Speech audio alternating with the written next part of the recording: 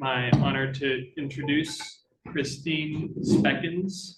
She is a professor at the Royal Military College of Canada and Queen's University, and also the Canadian Science Director for the Square Kilometre Array, which is a radio telescope under construction right now as we speak.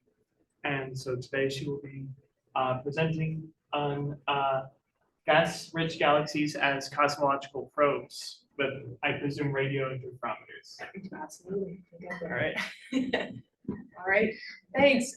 Bonjour tout le monde. I'm really glad to be here. I have a whole bunch of PHF 260, Introduction à l'astronomie à corriger, des examens à corriger dans ma chambre d'hôtel. So I'm a little more fluent in French than I normally am at the beginning of a semester. But it's really great to be here. I'm really happy to be in Montreal today. And I'm going to tell you about some work that my group has been doing to use the structure of nearby gas-rich galaxies as cosmological probes. So in a nutshell, what we do is take images or the H1 distributions of nearby galaxies like this in the foreground, and we try to model their structure and understand the implications of that structure for cosmological galaxy formation. And that's what's represented in the background. All right, so here's what I'm going to tell you about today. Just make sure this works. Yeah, there we go. Okay, so I'm going to start by giving an introduction to cosmological galaxy formation and gas-rich galaxy structure. And then I'm going to tell you about two sort of parallel tracks that my group has been following to try to, along these lines. So I'm tell you about quenching star formation in dwarf galaxies in and beyond the local group, and then I'll talk about rotation curves, velocity functions, and the statistics of gas disks. All right.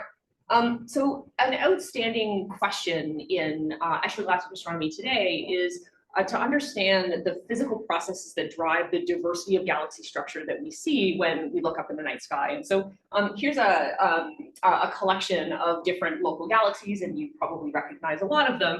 And for the most part, this is a pretty heavily biased towards disk galaxies, because those are the best kind of galaxies, we all know. And even within that population, you can see a huge diversity in the structure that we see and the appearance of the morphology of these galaxies on the sky, right? There are galaxies, here's M31, right, which is similar to our own galaxy. There are disk galaxies that have really strong central bulges. There are disk galaxies with really active centers. And then there are galaxies whose stellar densities are so low, right, the ultra diffuse galaxies, that you can hardly pick them out above the night sky. And so what we really like to understand is what physical mechanisms drive this, this diversity in structure. So how do we make not only the individual galaxies that we see today, but how does cosmological galaxy formation build the populations of galaxies that we see in the local universe today? And so the place that we always start, right, is sort of the large-scale distribution of dark matter. And so here's one of those images that you've probably seen many times, right? And I'm going to start with a collisionless simulation, so gravity only. And the idea here is that if galaxies are built within dark matter halos, and dark matter has is the bulk of the mass density of the universe, then if we can follow what the dark matter does, then we should be able to trace how galaxies form and evolve. And so we can do that. We can pick a galaxy-sized halo inside the simulation. I think the one I picked is somewhere over here. And we can simulate it at higher spatial resolution, and it looks a lot very similar to the background because of the self-similarity of collisionless dark matter simulations or collisionless halos. And so this is what we think that the collisionless dark matter halo of a Milky Way-sized galaxy would look like. And if you squint at this thing, you can sort of see two components. The thing that pops out to you or might pop out to you are the clumps. But I'll come back to that in a little bit. I'll use the magic of PowerPoint to highlight the smooth underlying distribution of dark matter, right? And so when people talk about dark matter halos, this is usually the component to which they're referring. It has about 70%, a collisionless simulation, about 70% of the dark matter mass is in this smooth component. And this pink edge is some measure of the edge of the dark matter halo, and one can do that in terms of density, or one can do that, define it in a bunch of different ways. But when I use the term virial radius, we use it really loosely, but that's what I mean, is some measure of the edge of the dark matter halo. And so if we were to form a galaxy inside a dark matter halo, it would look like this. The basic picture that we have in mind would embed a galaxy like a spiral galaxy like the Milky Way, to give something that looks like this. So the basic idea is that disk galaxies form via the dissipative collapse of the baryons within the potential well of the dark matter to set up an equilibrium rotating disk. And to 0th order, that model appears to check out. So you can take the rotational velocities of disk galaxies that we observe in the local universe today, and you can look at the net angular momenta of collisionless dark matter halos that come from tidal torques in the very early universe from simulations, and you can do that calculation, and it basically checks out. So to 0th order, this is how we think disk galaxies form. And of course, what we'd like is to add sufficient complexity to this model to try to understand the diversity of disk galaxies that are formed in the universe and in the populations that we see today. But we can go back to the clumps, right, that I ignored previously. And the basic idea is that those clumps of dark matter can themselves host galaxies, which are gravitationally bound to a bigger host. And so the Milky Way has a bunch of satellite galaxies, and the idea is that those satellites are embedded inside the dark matter clumps. And so I'm going to talk a little bit about galaxy satellites. So here we've zoomed in by another factor of 10 in terms of scale. And the satellite galaxies of the Milky Way and other systems would be embedded inside these clumps of dark matter. And so that dark matter substructure, as you go to smaller and smaller galaxies, and in particular satellites of larger ones, we can sort of probe how that substructure evolves and the processes that those galaxies undergo being in orbit around a larger host. So I'll talk a little bit about that. So atomic gas in galaxies is a really powerful probe of their structure. And there's a couple of reasons for that. And I'm going to proceed pictorially here. I'll show you lots of plots that aren't pictures soon enough. But what you're looking at here are two false color images of real nearby galaxies from the THINGS survey. There's a star-forming dwarf on the left, and there's a Milky Way-like, a face-on Milky Way-like disk galaxy on the right. So in these pictures, the pinky purple is the stars and the star-forming gas, and the cyan blue is the H1 distribution. And H1 has these two really nice properties that make it a nice cosmological probe. So if we start on the right-hand side, the H1 distribution extends much further out into the dark matter halo than the stars do. And the rule of thumb is that it's usually about twice as far. And so if you're trying to understand the interplay between baryons and dark matter, you want to get as far away from the stellar distribution as you can, in part because we don't understand stellar mass to light ratio distribution. Those stellar mass to light ratios with better than a factor of 2 or so. So to really probe the dark matter distribution, you want to get as far into it as possible, and ideally as far away from the stars as possible. So that makes H1 a really nice tool to probe, for example, the rotation curves of galaxies and the distribution of gas in this area where, in this regime, where the dark matter is the dominant gravitational component. Moving to the left, if you step down the galaxy mass function, so if we look at this picture, there's a lot more cyan in this picture than there is pinky purple. And in star-forming galaxies, as you go down the mass function, the dominant baryonic component tends to be in the gas and not in the stars. So a low-mass dwarf galaxy has more H1 in it than it has stars. And what that means is that if you're trying to push down to fainter and fainter things, you're better off going after the gas than you are going after the stars. And that's particularly true if you couple that with powerful radio telescopes that are quite sensitive. And so I'll talk a little bit about that as well. And so if you're trying to push down the mass function for star-forming galaxies, H1 is a really nice probe to try and find. So the H1 content and morphology and kinematics of galaxy populations are these powerful ways to probe cosmology. And so that's what my group focuses on. And then we can couple this with this explosion of new facilities that are becoming available, have recently come online, or are becoming available. And there are so many of them, and I'm sure your favorite telescope is not on this plot. I'm sorry in advance. Even telescopes that operate at centimeter wavelengths, I just picked the ones that my group uses quite a bit. And there are some sort of old favorites here. So the Green Bank telescope has been around for a while. The Very Large Array has also been around for a while, although it was refurbished relatively recently. There are some brand new telescopes that are operating now. So Meerkat in South Africa and ASKAP in Western Australia.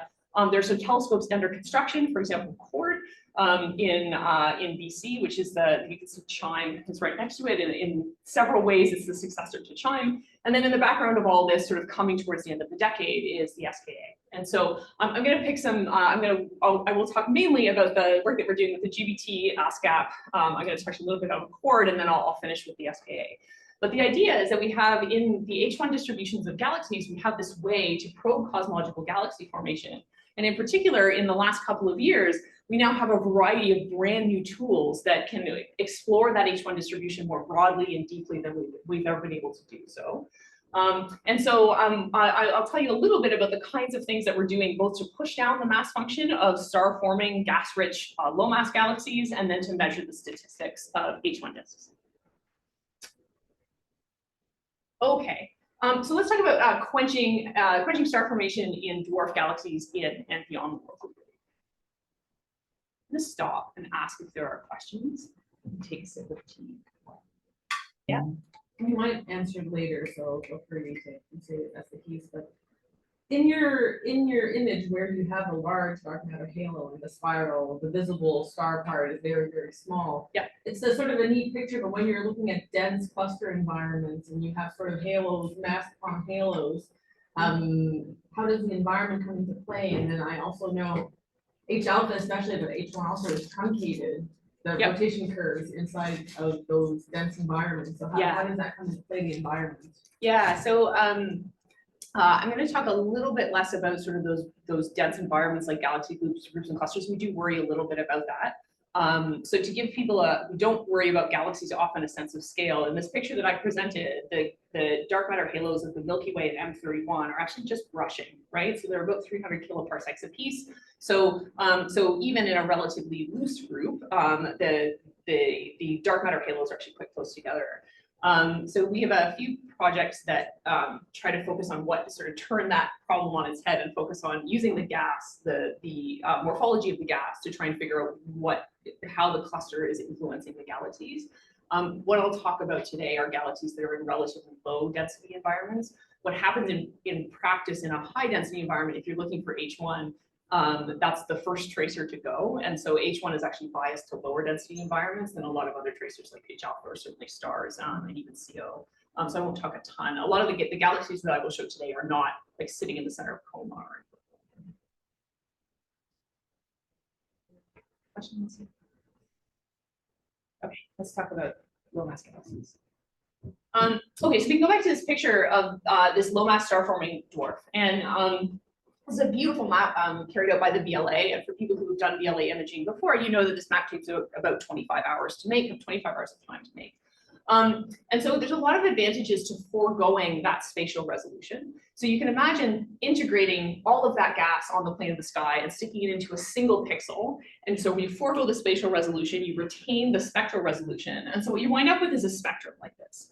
And the reason to do it is sensitivity. And so this is the kind of data that we would get from a large single dish traditionally, like the Green Bank telescope. And the Green Bank telescope can detect something in a couple of minutes that it would take several hours for the BLA to detect. So you get a huge increase in sensitivity when you forego the spatial dimension. And yet, notwithstanding not having any spatial information, there's actually a lot of information in this line profile, right? The integral of the profile tells us how much gas there's there because H1 is optically thin. The centroid of the profile gives us a redshift for the galaxy, so we get a distance, and therefore we can turn angular properties into physical properties. And then the width of this profile tells us something about the Doppler broadening of the galaxy under certain circumstances. So there's a lot of information that is contained in this line, and that makes spatially unresolved H1 observations this really efficient follow-up tool because we can hit large samples of galaxies. And so that's what we've been doing in recent years. We started to follow up smudges, and so I'll let you find the smudge in this picture. But this is there are lots of people trying to find smudges. This is a particular survey actually called smudges, and the idea is there's a machine learning algorithm that's been applied to the DESI pre-imaging data to find low surface brightness objects in the sky. Okay, and so my group has been following up these candidate smudges, so ultra diffuse galaxies in H1 to try and see if we can get a distance and therefore their physical properties. And so if you've been staring at this for a while, you might be able to see the smudge right here. Okay, so this is one of the larger, this is actually one of the brighter things in this catalog. This was the topic of Ananthan Krunikaran's PhD thesis. And when we target this thing with the GBT, you see this really obvious spectral line. So that gives us a mass, it gives us a distance, and it gives us some information on the combination of its geometry as well as its Doppler broadening. And so we've spent a long time following up smudges in H1. We spent a long time worrying about ultra diffuse galaxies. I'm not going to tell you about UDGs today because we're on the cusp of finishing this thing off. But instead I'm going to tell you about smudges in a different context. And so we're going to look at smudges around the Milky Way.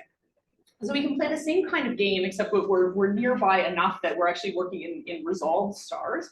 And we can look at the satellites of our own Milky Way and look at their gas contents. And when you do that, you get a plot that looks something like this, where the gas richness effectively of the satellite is on the y-axis. So things that are gas rich would sit up here, and things that are gas poor would sit down here. And you can plot this gas richness as a function of galactocentric distance from the center of the Milky Way. So something really close to the center of the Milky Way is here. Here's the virial radius of the Milky Way's halo, sort of give or take, a few tens of kiloparsecs. And everything in red is an upper limit, and everything, or sorry, all the downward arrows are upper limits.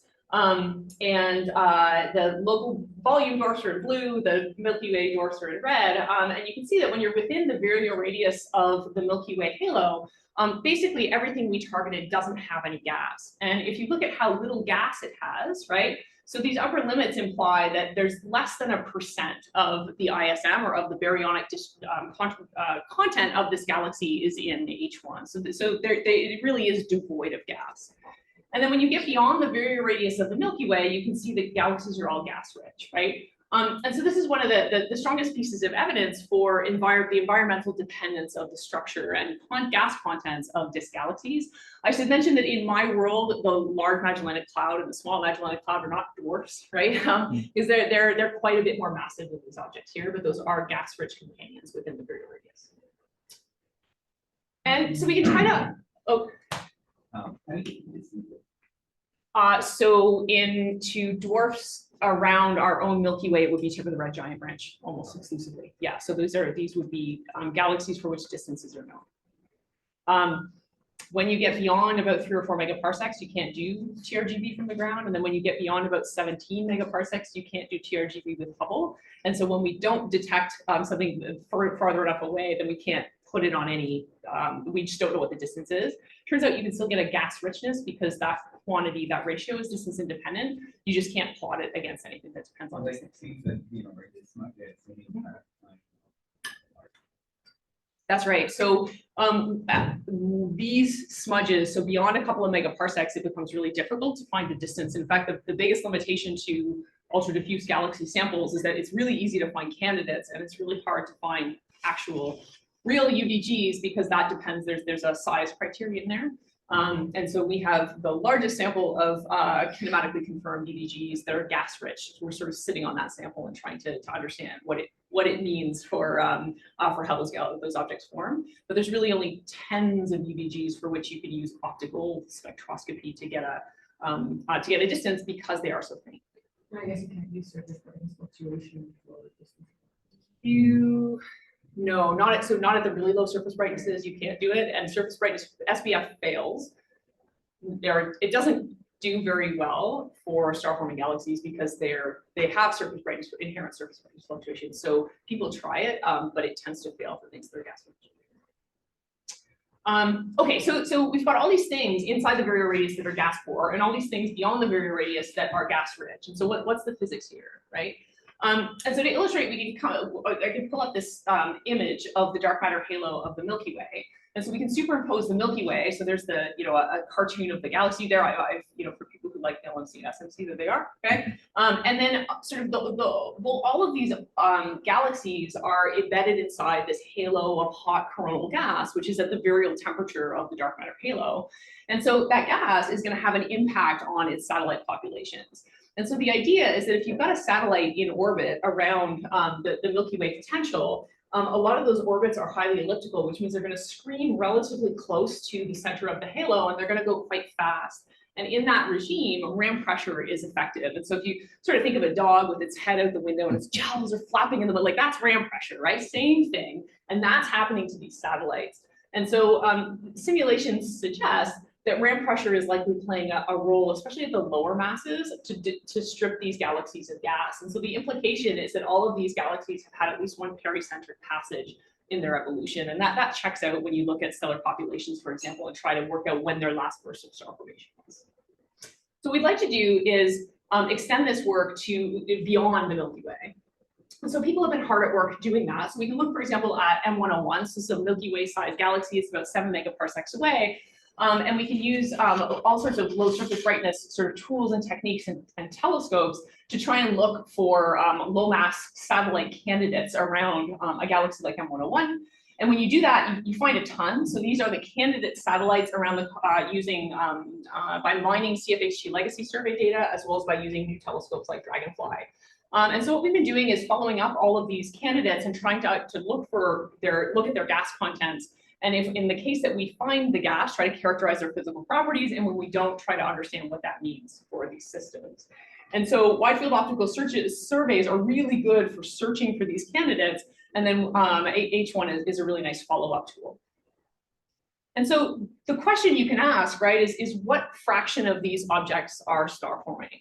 And galaxies that are star forming tend to be gas rich. In fact, I'm using those terms interchangeably in this talk because certainly at low masses that tends to be true. And so we can follow all these objects up with the GBT. We can also do things like look for UV emission and try to characterize star formation rates in these candidates and understand and try to understand the star forming fraction as a function of a bunch of different properties. And when you do that, you can sort of make plots that look like this. And again, this is some of Ananthan's work, or we can plot for samples of satellite galaxies, we can plot the quenched fraction as a function of stellar mass of the satellite. And so things that are gas poor are going to be totally quenched, so they're going to sit up here. And things that are gas rich and star forming are going to sit sort of down here. And then the fainter things are over here to the left, and then the brighter things are over here to the right. And so the stars are the quenched fraction of a sample of galaxy satellites beyond the local group. So they're not part of the Milky Way and they're not part of M31, but they're Milky Way mass and they're in the local volume. And you can see these are the points are low, the error bars are large, but it certainly seems that as far down as we can measure that the galaxies are relatively gas rich. This is for the experts in the audience, this is the Saga sample that's being targeted here. And so you can ask whether this is what we get from simulations of cosmological galaxy formation simulations, which themselves, up until very recently, have been tuned to the Milky Way and M31. And if you think about it, this picture is already a little bit different from what I just showed you, right? I just showed you that within the virial radius around the Milky Way, all the satellites are gas poor, right? They should be sitting all the way up here. And yet, for this sample, they seem to be sitting down here. They're gas rich, they're star forming. And it turns out that these observations seem to be at odds with simulations as well. And that's in part because our simulations are tuned to the Milky Way.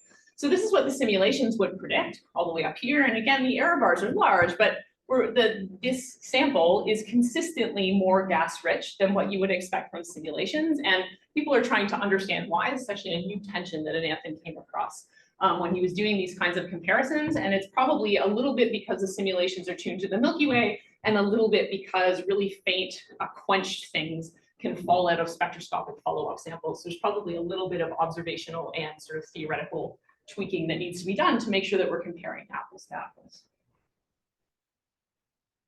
Can I try to understand the observation in a sense, like, as you go through what satellites, they are more gas. And you think the simulations have been tweaked to kind of just like have less gases so that we suffer star formation, so that we kind of like cause kind of like the tension on the distant satellites probably solve that. That's right. So in the field, if you let a galaxy evolve independent of some larger environmental effect, at lower masses, those galaxies tend to be more gas rich. So more of their baryon distribution or more of their baryon fractions in the gas than in the stars. But those low mass galaxies also have weaker potential wells, which make them more susceptible to environmental effects when they are around something bigger. So satellite galaxies will tend to lose that gas more readily, and the lower mass the satellite is, the more easily it loses the gas distribution, because the gas is dissipative, and H1 goes, ram pressure goes like the density of the phase of the gas, right? So the ram pressure is going to take the H1 off first, then it'll take the CO, and so the gas is long gone before the environmental effect is strong enough, for example, to affect the dark matter or to affect the stars via tides. So we should see objects that look, the stellar mass distributions look okay, but they've just, all the gas has been ram pressure swept away. So that's what's happening here, we think.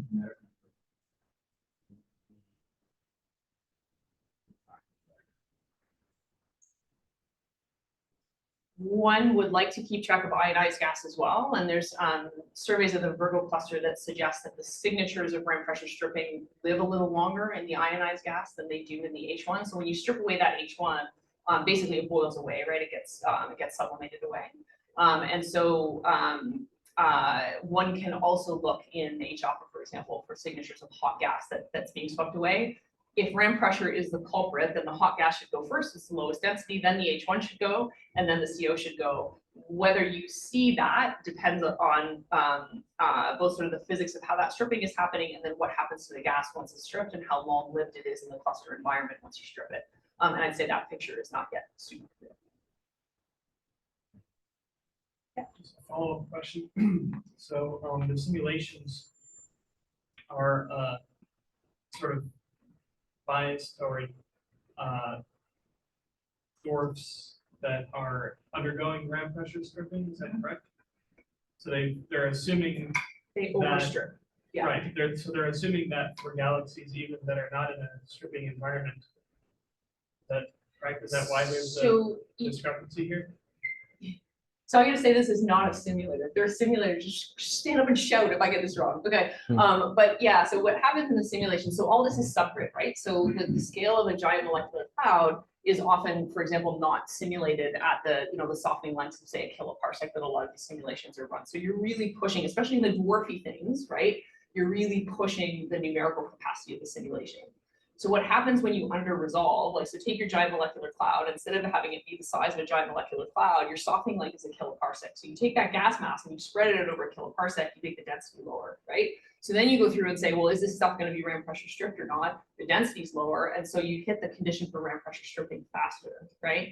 And so the way in which the numerics get you is to overstrip relative to what you would find if you were simulating the right gas density. So in general, as the resolution goes up, you have the capacity to simulate higher gas densities, and that allows you to sort of mimic what would happen a little bit more realistically. So simulators try to correct for this, but in part because we see stripped galaxies around the Milky Way, whether or not this is the simulations are overstripped, or the observational completeness isn't super well understood, I would say is outstanding. It's probably a little bit of both. So this is what we've been doing. Here's where we are now. So this is a plot of gas H1 mass on the y-axis as a function of luminosity on the x-axis, and you can sort of see this trend here, and that makes sense, right? Things that are bigger have more gas, right? And the things that are colored red are non-detections in H1, and the things that are colored in blue are detections. And these are objects in the local volume. These are satellites in the local volume. So all the red things have no gas, and all the blue things have gas. And you can see this gap here, right? And the gap comes from the fact that we see a whole bunch of satellites around the Milky Way in M31 that we can detect and study because they're super, super close, right? And then when you go to study satellites around other objects, you have to go a couple of megaparsecs away. And so you don't have nearly the sensitivity that you do in the Milky Way. And so these are objects that are in the local volume, and these are objects that are in the local group. And so an obvious thing to do is to go after this gap here, right? Because a lot of the things up here are star forming, and a lot of the things that are down here are gas poor, are quenched. And that makes sense based on the physics I just described, right? Littler things are more susceptible to their environments than bigger things because they have shallower potential wells. So it makes sense that an object at lower stellar mass or lower luminosity is more readily stripped, right? So the question is what happens in this transition region, and that's what we've been targeting. So I'll let you stare at it and guess whether I'm going to put a whole bunch of blue or a whole bunch of red on the spot. But when we looked, this is what we found, a whole bunch of red, right? Upper limits. Okay? And so at least in this transition region of a few times 10 to the 6 solar masses in either H1 or stars, it seems as though the environment is still affecting these objects. And so if there's a mass threshold beyond which the objects aren't affected, they don't lose their gas because of their environment, it's probably above this threshold. And for a sense of scale, the LMC, SMC are kind of sitting up here, right? In fact, they might be those two squares there. But you can also see that these downward triangles have this really funny character in the plot, right? There's this sort of horizontal nature to them. And that's because we're hitting the limit of the telescope. We really can't go any deeper with this with the GBT. at these distances and at these sensitivities. And so what we need is something better, something deeper, right? And one of the facilities that's going to allow us to go deeper is CHORD. So CHORD should come online in about 2026. And so it's a combination of a compact core of large, so this is a large N small d concept, so lots and lots of small dishes, the core of which is going to be located at DRAO and Penticton. And then there'll be outriggers around the sort of across the continent in order to localize FRBs. One of the things that CHORD will do, it's going to go all the way up to 1.4 gigahertz. And so we'll also be sensitive to local H1 gas. And so we'll be able to probe down with CHORD in the local volume about a factor of 10 deeper than we can do now. So we'll probe in the local volume down to a few times 10 to the 5. And in the local group, we're going to get down to something like 10 to the 4. And that's really exciting because that's the threshold down to which current simulations predict that you stop getting disk galaxies. So if you have a bunch of H1 gas, the potential well isn't deep enough for that gas to flatten into a disk and form stars. So if you've heard of the idea of dark galaxies before, we should be starting to get, if they exist, we should be starting to see them with CHORD in the local. CHORD is also going to be fantastic at going after really low column density gas around nearby galaxies, and that's in part because it's optimized to go after intensity mapping. So you have to have a really good control of the beam pattern, the response of the telescope, and that should allow us to go deep enough to get down to low enough column densities to try and look for H1 in emission in the circumgalactic medium around galaxies. So this is a simulation by Freek and Vandervoort, where you can sort of see a triplet of galaxies here. And what we would detect with a telescope like the VLA is sort of the green, everything that's greeny blue here. So column densities of 10 to the, a few times 10 to the 19, 10 to the 20, and all this yellowy orange stuff is basically invisible to the telescopes that we have today because they don't have enough column density sensitivities. They don't have enough sensitivity of the in the right antenna configurations. And all of that should be accessible to CHORD. So we hope to push down in mass with CHORD and into the CGM in the next couple of years. Okay, so I'm going to switch gears again now and talk about rotation curves, velocity functions, and atomic gas disks. But if there are any questions about satellites and H1 distributions, switch tags. About interference. All right, let's do it. Okay. So we can go back to this picture of a disk galaxy, except now I've substituted my optical image from before as an H1 image, and I've blown it up just so you can see it a little bit better. Right, but we've got this picture of disk galaxies being the result of the dissipative collapse of baryons conserving specific angular momentum, right? And so the upshot is that the distribution of gas in these galaxies, especially because it pushes further into the halo than the stars, should tell us something about the inner mass distribution of the dark matter halo. And because we're working with H1, which is a spectral line, we can look not only at the gas distribution in that regime, but also at its kinematics. And so this is the plot down here shows the gas distribution for this nearby galaxy, except we've colored each parcel of gas according to its Doppler shifted velocity relative to the galaxy center. So the gas that's in blue is moving towards us, and the gas that's in red is moving away from us, and the gas that's in green is at the velocity at which the galaxy is expanding away from us because of Hubble expansion. And you can sort of convince yourself, because we only pick up the component of velocity along the line of sight because we're using the Doppler shift. If you take your favorite round spinning object like a frisbee or a dinner plate or an egg or whatever it is that you have in mind, right? Imagine it spinning in your head and then tipping it along the line of sight and thinking about what component of that rotation projects towards or away from you. There's going to be one side of that dinner plate that's going to be moving away from you and one side that's going to be moving towards you. And so the equation is down here if you think more in equations than in dinner plates, but basically you get sort of this rainbow, that this rainbow is a signature of an inclined rotating disk. And so if you can disentangle the geometry of that disk from the rotation curve of that, from rotation, then you can eke out orbital velocity as a function of radius, which is of course what we call a rotation curve. And that rotation curve is telling us about the mass distribution. So we spent a lot of time looking at rainbows in the sky and trying to measure mass, right? Trying to measure dark matter, which is the thing I tell everybody who's like, thinking about going into science. Okay, So the real picture then, right, is that we can use H1 disk galaxy kinematics to probe the inner halo mass distributions. And people have spent a long time doing this and trying to understand the connection between galaxies and dark matter. And H1 is a really nice tool to do that.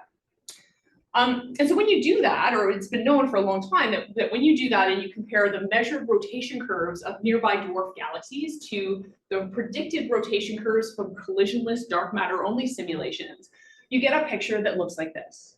So the colored points represent measured rotation curves, and the black and gray curves represent the predicted orbital velocity curves for NFW halos, for collisionless dark matter simulations. And you can immediately see that there's something wrong here, right? And if you look a little harder, you can see that there's two things that are kind of wrong, right? The first is that the shapes of the rotation curves, the colored curves, are different from what you expect cosmologically, right? So there's one, the curves look different from the black and the gray lines.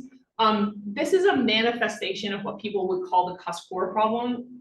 The Cuscore problem is actually a more technical problem than that, but when most people talk about the Cuscore problem, this is what they're referring to, and this is an old problem, right? People have been arguing about this at conferences for a long time. But the second thing that you can notice is that not only are the colored curves different from the black and the gray curves, but they're also different from each other. And the black and the gray curves all sort of have the same profile, okay? And this has been recognized only a little more recently as we've gotten larger and larger samples of nearby galaxies. And it's been coined as the rotation curve diversity problem. In other words, not only are the rotation curves different in shape from what we expect cosmologically, but there's more variety between the rotation curve shapes that we measure in comparison to what we predict in simulations. So one could ask how these problems evolve if we were to consider baryons in the simulations as opposed to just collisionless dark matter halos. So what I was showing you before are NFW halos, and it's now fairly well established that when you form a galaxy inside a dark matter halo, at least in a simulation, then you actually alter the dark matter halo content in the inner part of the halo at least. So we know that star formation and feedback can alter galaxy halos, and so this is the same similar simulation as what I've been showing, except now the dark matter here is on the left, and then this is the gas distribution on the right. And if you look really carefully, you can already see that there are differences. Just by eye, there are differences in the morphology, and that makes sense, right? Because the gas is dissipative and the dark matter isn't, right? And so we can sort of ask this question, you know, if you account for gastrophysics in cosmological galaxy formation, do these problems go away? And the answer is maybe, but not entirely so far, okay? And this is a complicated plot that illustrates that, but what's being plotted is a measure of inner rotation, so the rotation curve amplitude at 2 kiloparsecs from the center, so that's about like a scale length in a galaxy like the Milky Way, as a function of the maximum velocity of the rotation curve. So we're taking 2 points on the rotation curve, one is in the inside and one is in the outside, so you can imagine as the rotation curve changes shapes, the points would move around this plot. And there's a whole bunch of lines and colored regions on this plot, but the thing to take away is that anything that is red and black is a simulation, and anything that is blue is an observation. And the point is that the simulations and observations overlap for a part of parameter space, certainly, and one could even see that the majority of objects that we observe in the universe are well explained by simulations. But there's certainly a subset of those observations that are in a part of this parameter space that isn't covered by the simulations. And that's actually quite a big difference if you consider that these axes are logarithmic. So we're still trying to understand whether or not populations and their diversity can be reproduced. And one of the ways to do that is to observe large populations of galaxies and to be a little careful with your statistics. So the other way to look at populations would be to plot, for example, something called the velocity function. So if you've heard of a luminosity function before, it's the same thing, except instead of luminosity, we're going to use a proxy for rotation velocity. So the integrated number density is on the y-axis as a function of rotation velocity. So big things that rotate fast are over here on the right, and then little things that rotate slowly are on the left. And there's 2 sets of points on this plot. The colored points are observations, and the black lines, or the colored lines are observations and the black lines are simulations. And it's pretty obvious that as you go to lower, these lower rotation velocities, those 2 sets of lines start to diverge. Okay, and that turns out to be the case if you use a hydrohalo or a collisionless halo. But actually understanding what this means, it isn't super clear right now what the implications are. And part of the problem is that we're comparing apples and oranges in this plot. So we're using spatially unresolved detections to measure the width of a profile, and divide that by some measure of the inclination to get a VH1. So how fast is the gas? How fast can we infer the gas to be going from a spatially unresolved detection? And what's being plotted for the simulations is usually V halo, which is the peak implied velocity from something that would be rotating given the potential at some location in the dark matter halo. And that comes from numerical simulations. And so we're not actually plotting the same thing. But in order to plot the same thing, you would have to know how the gas was embedded inside the dark matter halo. So part of the problem is that it's really difficult to know what the relationship between V halo is and VH1, because you've got to know how the gas is distributed, and we don't.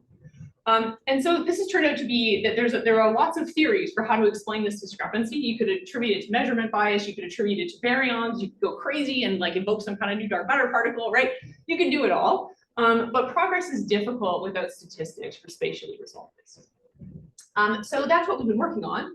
We've been using the Australian SKA Pathfinder, or ASKAP, which is in Western Australia, to map large statistical samples of nearby galaxies in H1. So this there we go. So ASKAP is doing the WALLABY survey, which is an untargeted survey of the entire southern hemisphere to look for to detect H1 in galaxies. It has an angular resolution of about 30 arcseconds, which is large enough to not only detect galaxies, but to spatially resolve them. WALLABY is an acronym, but it's so bad I'm not even going to tell it to you, and I've like expunged it from my mind. But a lot of, if you see surveys that are named after marsupials, chances are they're on ASKAP. That's their shtick, right?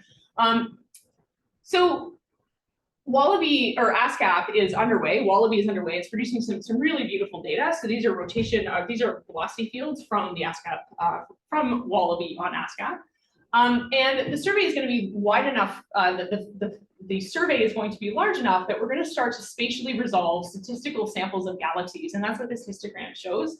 So it's a prediction of how many galaxies we're going to spatially resolve as a function of the number of resolution elements across the disk. So for radio astronomers, this would be how many beams are there across the major axis of the detection. And depending on what you call spatially resolved, we're going to spatially resolve like thousands of disks. And to give you a sense of scale, we currently have mapped about 300 galaxies in H1. So this is a massive jump in statistical power. So for the first time, we're going to have statistics, and because this is an untargeted survey, we have a hope of specifying the selection function. That's the other real challenge with the galaxies that we've observed today. There's no way to specify the conditions under which those galaxies were observed, and there's some really important systematics in what we've targeted in H1 and what we haven't, because it takes so long to build an H1 map with something like the VLA that people use all sorts of metrics to try and go after certain galaxies over others. So for the first time, we're going to have statistical samples of disks. Yeah. So the WALLABY has baselines that are, well, so at 30 arcseconds at 1.4 gigahertz. That's 21 centimeters, yeah. So we throw out the largest, yeah. So I think it's a couple of 100 meters, although I'm not sure I can do that in my head. Right, okay. So we're in a regime where we're spatially resolving large samples of galaxies, but we're not resolving them by much. We're in a regime where we need to use 3D rotating disk models to extract physical structure, such as rotation curves and disk geometry. There's a large, there's a long literature of that. And so we're applying those models to try and extract rotation curves. And your typical rotation curve, if things go well, might look something like this.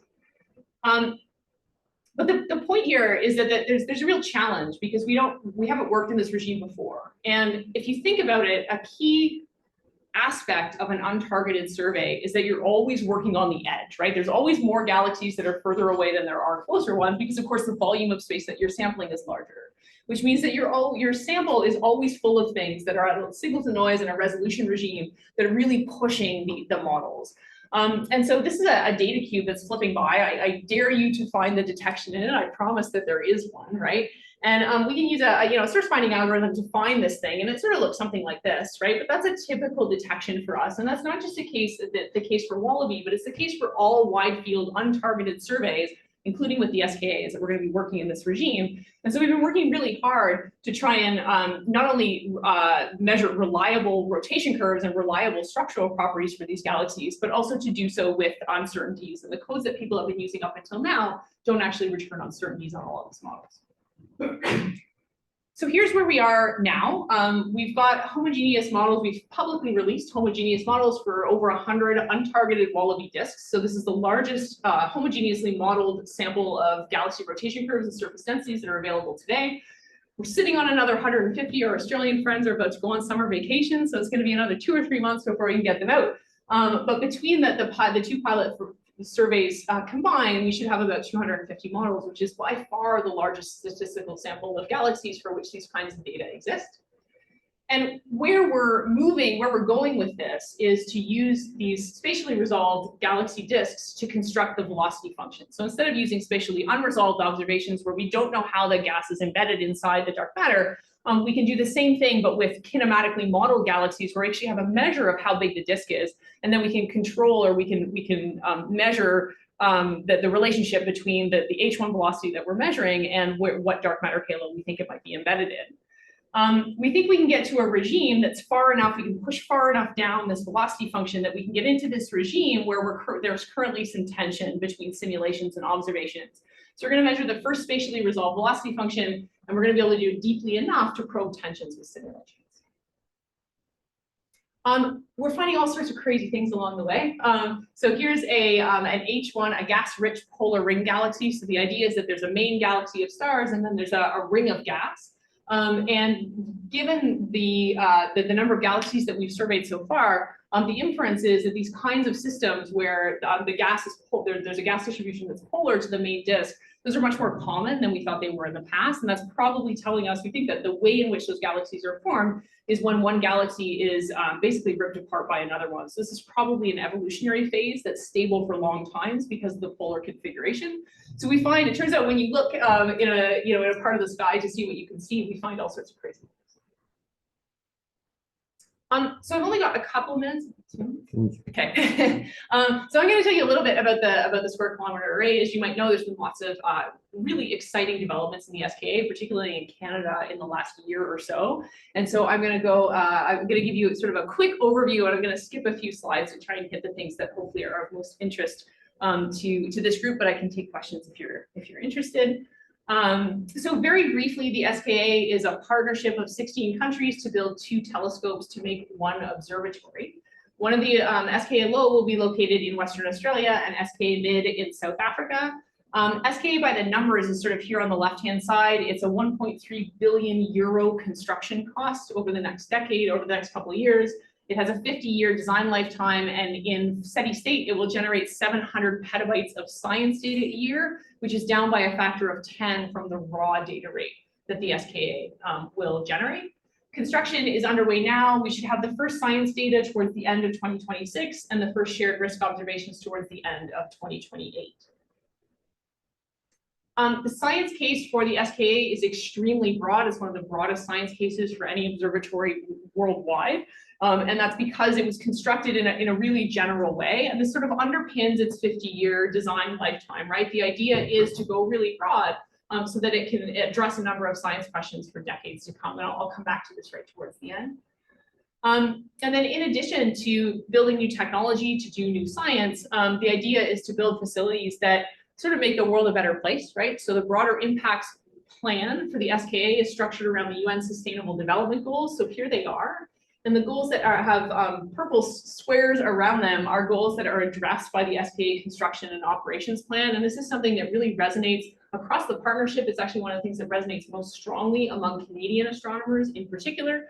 And I'm happy to talk more about some of the different facets of that plan and what I mean by broader impacts if you're interested.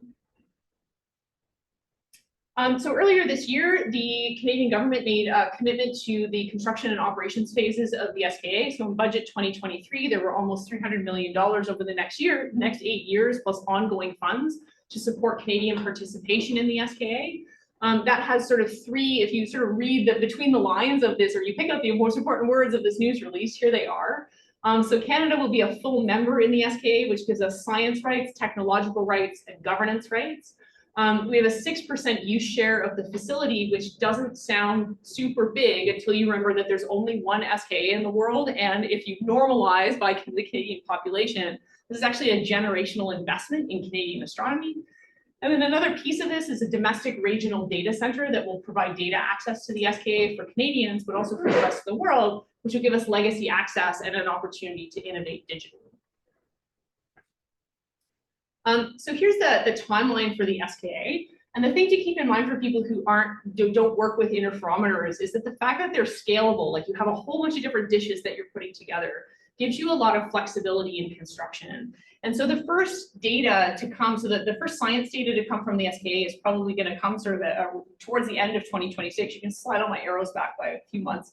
But we'll get the first data, the first data for a new array by the end of 2028. It's called AA star, and the reason for that is that we can start observing with whatever's on the ground at that time. It will be the biggest telescope in the world at that time, and that may be 130 dishes or it may be 132 dishes, but we can start observing with 130 dishes even if we're building the last 40, for example.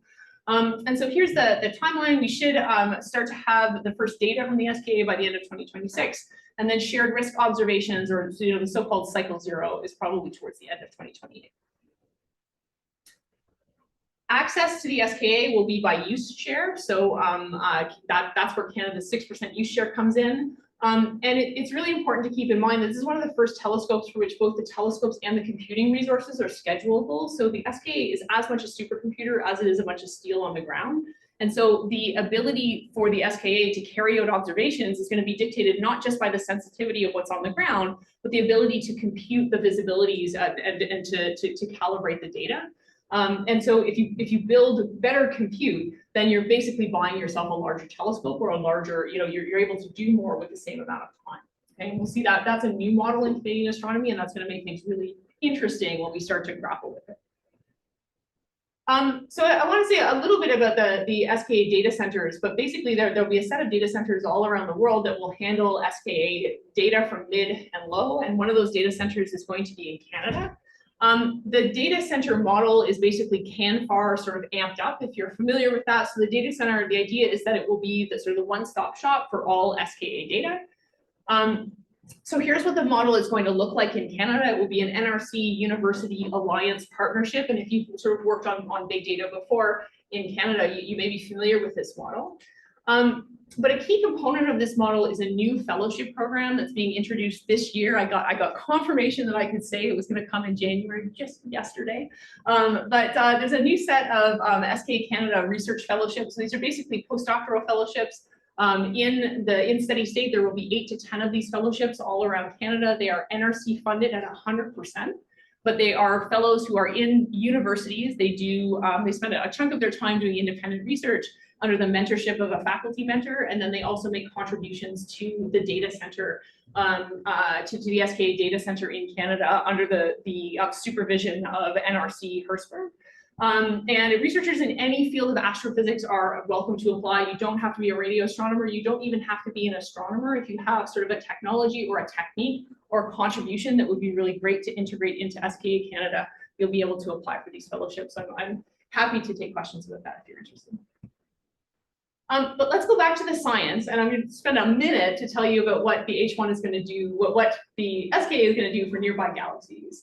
And to understand that, we can sort of look at H1 as a function of cosmic time. So this is a slice of the universe, a simulated slice of the universe where galaxies have been colored according to whether their hydrogen distribution is mainly atomic in the purple or mainly molecular in the red.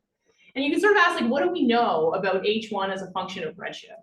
And the answer is just about nothing. Okay, so H1 in individual galaxies has only been detected in the very local universe, and just about everything I've told you about today sort of fits in this little wedge here. That is starting to change with SKA Pathfinder data. So there's a whole bunch of surveys that are happening, and I've talked about some of them today. So by the end of this decade, or by the onset of the SKA, We will have spatially resolved statistical samples of individual detections in the nearby universe, and then started to probe H1 in individual galaxies out to about a redshift of 1, so it's about half the look back time of the universe. And the SKA is going to change all that.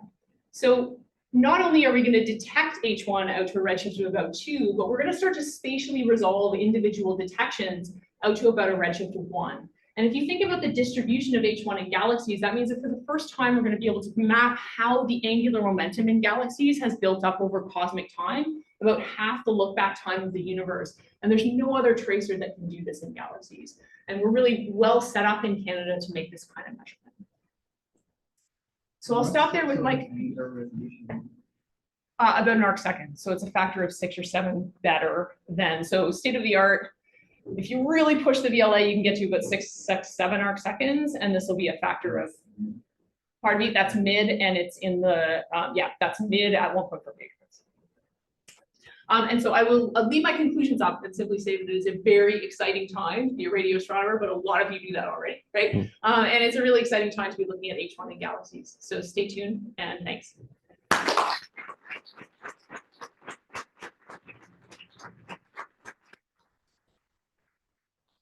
We have time for a few questions.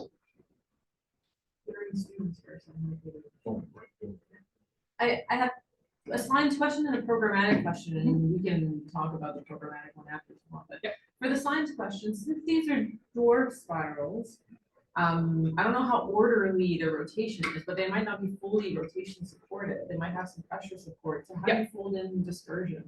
So you can ask what the line broadening from H1 is due to, so H1 is collisionally broadened, and it's collisionally broadened to about 10 kilometers per second. And so when you get down to galaxies that rotated at less than about 50 kilometers per second, you have to worry about the so-called asymmetric drift. So the contribution, ultimately the contribution of pressure support. You don't have to really worry about it until you get really, really low rotating things. So things that are rotating at 15 or 20 kilometers per second. So people who have heard of gas-rich nearby galaxies like Leo P and Leo T, they're probably rotating at about 20 kilometers per second, and they've probably got 15 or 20 kilometers per second of pressure support. And so the way to handle that is to do basically an asymmetric drift correction. And it turns out that the asymmetric drift correction in the part of the rotation curve that's flat actually isn't that important, right? Because you're not changing the character of the rotation curve, but you do have to watch it a little bit in the rise. But you don't have to worry about it until you get to really, really low mass things. So Leo P or Leo T is you tend to you did 1,000 to 10,000 times smaller than the Milky Way. So you're at really, really low mass things, but you do have to worry about it when you get down to those really low masses. And if there's time, the programmatic one, it's great the SKA program has those postdocs, but if it's a long-standing program and a data center and everything, are there any funds for staff or sort of longer term researchers? Yes, so the Canadian Astrophysics Data Center is hiring, will hire a certain number of positions, and I don't know the number, so I'm not going to say it. It's more than 1, it's less than 10, I'll put it that way, okay? And they'll be hiring over the coming years as well. So the idea is to build out CABC to provide permanent positions as well. There aren't going to be like 10 permanent positions a year, right? But the idea is to use those as a catalyst for people who may wish to go elsewhere. They're going to be, half a dozen to a dozen data centers all around the world. And so these kinds of skills, I think, are going to be really valuable as we go forward. And so that the hope is that that'll be a catalyst in that. That's great, because that's a big issue with Canada, just getting permanent positions. It's a, yeah, it's a massive issue. Building on the question of pressure, I was wondering how outflows from AGN might affect the gas. I think that is not yet clear. It depends a lot on how the energy, how collimated the AGN outflow is, and then it depends on how that energy is coupled to the other phases of the interstellar medium. And so we see evidence observationally, so we can see sort of these big AGN jets, and the locations, the places where the jets are, you can see they have cleared their, that environment of things like H1 and CO. So you can clearly see that interplay. How that affects galaxy structure depends a little bit on what the coupling exactly is. There are numerical simulations that suggest that that coupling is really strong, and therefore when you turn on AGNs, I'm thinking of the Niehaus simulations in particular, when you turn on AGNs in the Niehaus simulation, you totally change the inner dark matter distribution because that coupling of energy to the dark matter is really efficient. But if you collimate the jet and you carry that energy further away, there are simulations that predict that the presence of AGNs doesn't really affect the inner dark matter halos at all. And so I would say that's an outstanding question.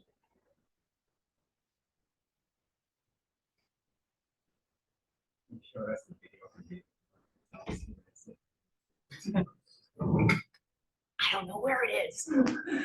I would have to look back. I would have to find it, but it's in the middle of that data cube. It's probably it's got about, well, you would have seen it. It's got about 4 beams across, and it's probably 5 or 6 spectral channels. So what we're finding with the WALLABY data is that the average signal to noise that we find per pixel is about 1 to 1.5. And so you really do need to sort of, like, there are some things that pop, as with any survey, there's some things that pop right out, but to really get down to statistical samples, we're working with at relatively low signal to noise. And I think we are still learning, we are coming to appreciate the idiosyncrasies that working at that low signal to noise it implies for our ability to model the galaxies. Yeah, that's just it. So what the division is. Yep.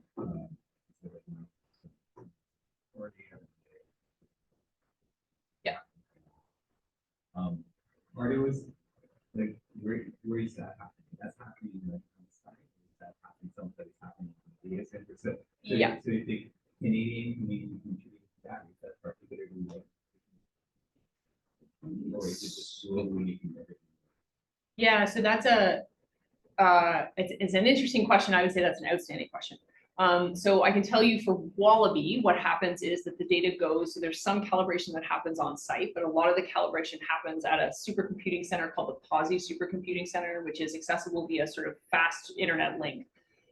POSI has had trouble, and I think there's been an underappreciation for how important your supercomputing center is. So for example, ASKAP spent 3 months earlier this year not recording a single radio wave, not because the telescope wasn't functioning, but because they were refurbishing their supercomputer, right? And so that interplay has been really interesting. For the SKA, it's going to be even more interesting because the people who designed the science data processors for the supercomputer are people who are used to designing hunks of steel on the ground, right? And I would say that how that design is going to evolve in correspondence with the fast pace at which our capacity to develop computing and algorithms evolves is a bit of an outstanding question. But I think there is a real capacity. If you make the science data processor faster, you buy yourself a better telescope. So for example, the SKA will be limited in how many spectral line surveys it can do, because spectral line surveys take more compute power than continuous surveys. And so the SKA can't spend 8,000 hours a year doing spectral line surveys because it doesn't have the compute power to process that data. So if there were a new algorithm that came along that would allow one to calibrate spectral line data much faster than before, you basically open a whole new avenue of observation for the SKA. So the SKA is as much limited by its compute resources as it is by how much steel is on it.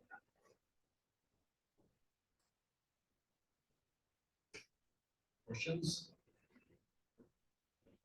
Again.